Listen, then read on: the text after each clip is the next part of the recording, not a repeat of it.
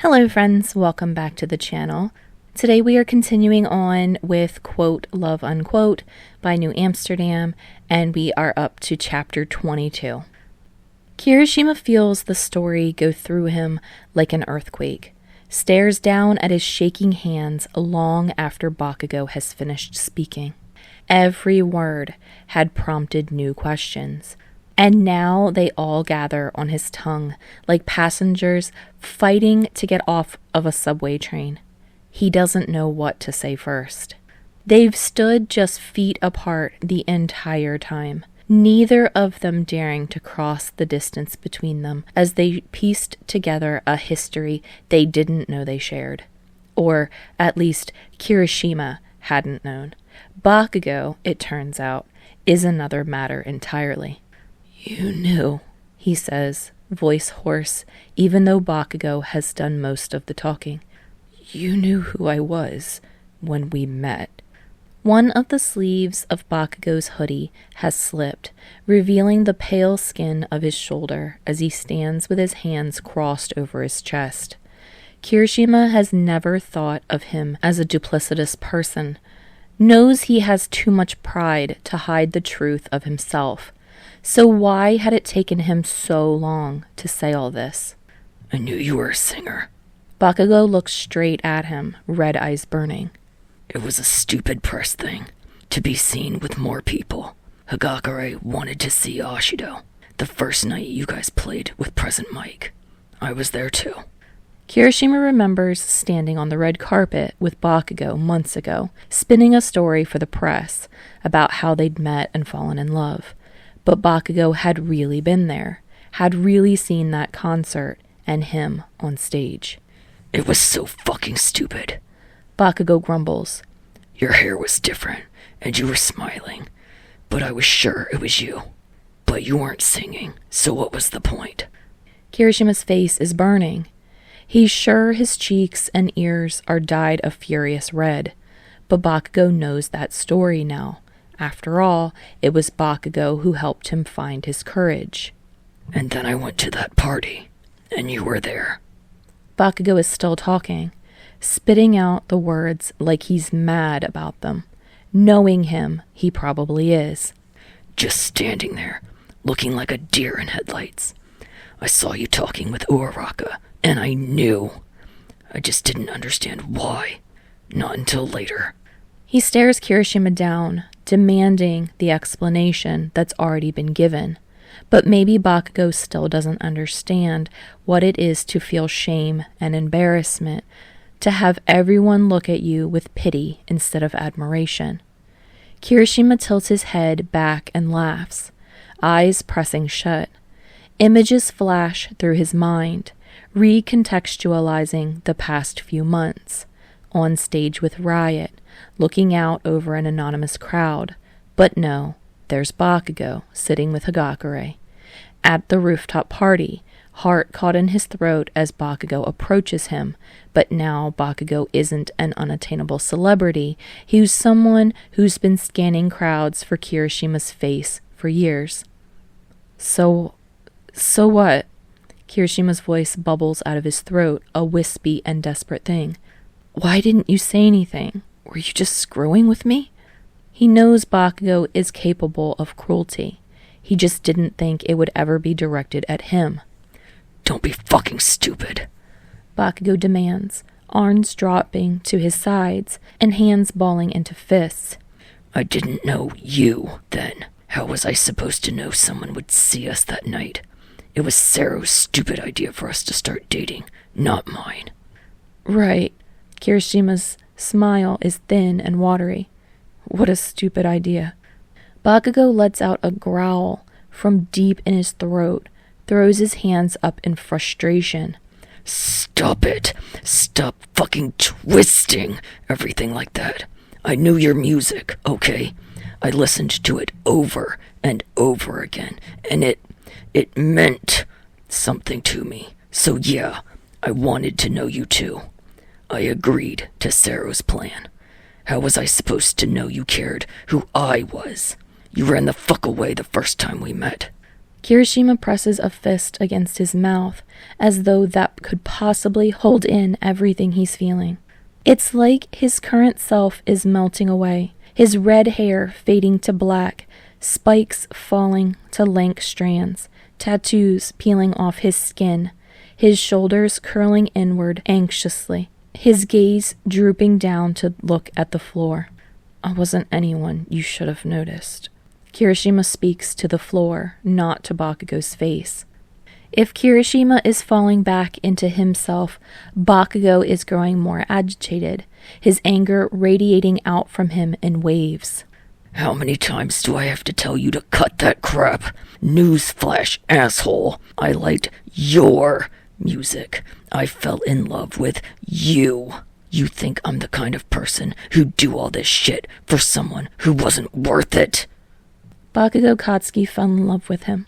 It sounds like a line out of a fairy tale, out of the elaborate fantasies of Kirishima's dreams. But those dreams were safe, insulated away from the world. Kirishima could spin them out as far as his imagination could take them and never be hurt by them. When he's silent a moment too long, Bakugou crosses the space between them and grabs onto Kirishima's shoulders, shaking him roughly. What the hell are you thinking, huh? Why are you making that face? Kirishima has no idea what sort of expression he's making, but he knows it's not the brash smile that's become so natural over the last few months. In a lot of ways, the person who wears that smile is fake. He's a person who can march his way up to Kayama Nemori and demand she take a chance on an untested band. He's a person who can open for Present Mike and Sun Eater, who can sing along with Ashido on stage. He's a person who can stand beside Bakugou Katsuki, take his hand and kiss his lips and feel like he belongs there. Right now, Kirishima is not that person. And maybe that's why his breathing is going shallow, and why he can feel the bitter sting of tears behind his eyes. Bakugou's grip on his shoulder tightens, 10 individual points of bruising pressure. I didn't know, okay? Bakugou's voice cracks with desperation, like he doesn't know what else to do. I didn't know they were for a fucking audition. Not until Ashido said it tonight. You can have them back. If you're mad. But fucking say something. It figures that Bakugou would assume he was angry. But what had Bakugou really done wrong? Picked up some CDs from the trash? Not told Kirishima that he knew the stupid, pathetic kid he'd been? Really? He'd done Kirishima a favor. Bakugou lets out a strangled, frustrated sigh. He lets go of Kirishima's shoulders, only to grab his arms and pull him forward into a fierce hug. His chin rests atop Kirishima's hair, his strong arms wrapped around his torso and squeezing with all his strength. Kirishima almost doesn't know whether Bakugou is trying to communicate something or squeeze the life out of him. There is no denying the ferocious love in this embrace. Kirishima is buoyed by Bakugou's love, his utter conviction in how he feels. It's all the things that Kirishima has always admired about him, his wealth of emotion, his utter surety, his confidence. Bright as a blazing sun, it should warm every inch of Kirishima. But he's still cold. Slowly, so slowly, he peels himself out of Bakugou's arms and takes a step back. Bakugou gapes at him, eyebrows narrowing dangerously over his red eyes. I don't believe you, Kirishima says, voice a hushed whisper. What? Bakugou's face contorts with anger, with confusion. What the hell are you talking about? A few stray tears escape and make their way down Kirishima's cheeks. You say you love me, but I don't believe you. I can't believe you. There's a silence for a moment as Bakugou blinks at him. Shadows flicker across his face, his features left in neutral as his brain tries to register what he's just heard. Excuse me?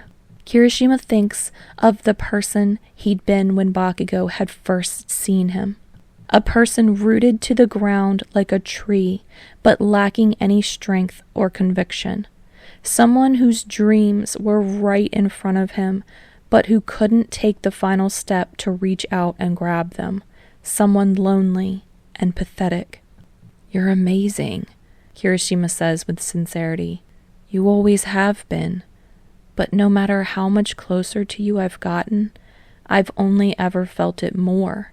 You're smart and confident and so goddamn beautiful, and you care so much about everything you do. You put your heart out there, even if most people can't see that, and it's incredible." Bakugou's face colors a rosy pink, the heat of anger making way for the glow of embarrassment. "So why would someone like you ever love someone like me?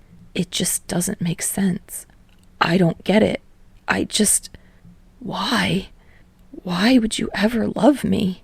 The words crush him as he speaks them, an indictment not of Bakugou but of himself. He's not worth this. He's not the person that all this light and brightness should be focused on. He thought he'd been in control of how Bakugou saw him, of how everyone saw him. He'd worked so hard to reinvent himself, to become the person he desperately wants to be. But this entire time, all these months, Bakugou has seen through the confident, happy, and decisive Kirishima to the pathetic, insecure, and useless person he really is. Kirishima hadn't fooled him at all, and the person he really is, that person could never, ever be worthy of Bakugou. "You must think I'm really fucking stupid." Bakugou's voice is thick as smoke. He bristles like a startled cat. He backs up a step from Kirishima, and the two of them hear an ominous crack. Bakugou's eyes widen as he turns abruptly to see the CD cases that had fallen to the floor, to see a second crack running through the top one. He grabs the CDs up from the floor, snaps open the broken case to examine the CD inside. But it's too late. The CD itself has snapped in half. "Shit," Bakugou says, holding the two pieces in his hand. The sharp ends draw blood from his fingertips. "Fuck." "Leave it," Kirishima says, reaching for him. He almost wishes he'd stomped the CDs himself. They're emblematic of everything he hates about himself. Bakugou flinches back like Kirishima's touch has burned him. "Get the fuck away from me." He clenches the CDs against his chest. "Bakugou," Kirishima says, but he can't think of how to follow that up. What is there left to say now that Bakugou knows all of the worst parts of him? "No." Bakugou spits out, shaking his head. "Fuck that. Fuck you. You think I'm stupid enough to love someone who doesn't deserve it? You think it would make me happy? Hearing how you think I'm so goddamn great and you're the worst? Get away!" Kirishima tries to get closer, but Bakugou shoves him with one hand, the other still gripping the ruined pieces of the CDs. I didn't mean it like that," Kirishima cries out, and now the tears are falling in earnest, clogging up his throat and his brain. He can't think, can't feel past the ache that's going through his entire body. He doesn't know how he expects this to end. All he knows is that everything else seems like some stupid game of pretend, and he can't keep playing. "It's my own goddamn fault," Bakugou mutters, biting down on his lower lip. He takes a deep, shuddering breath, but he's shaking with rage regardless. Then, "Get out." "What?" Kirishima wildly rubs at his tears, at the snot dripping from his nose. "You heard me. Get the hell out of my apartment. I don't want you here."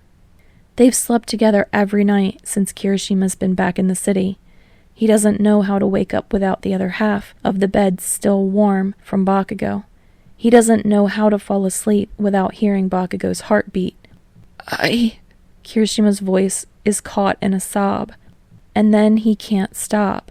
The tears are coming. His shoulders are shaking with it. It feels like it will never stop.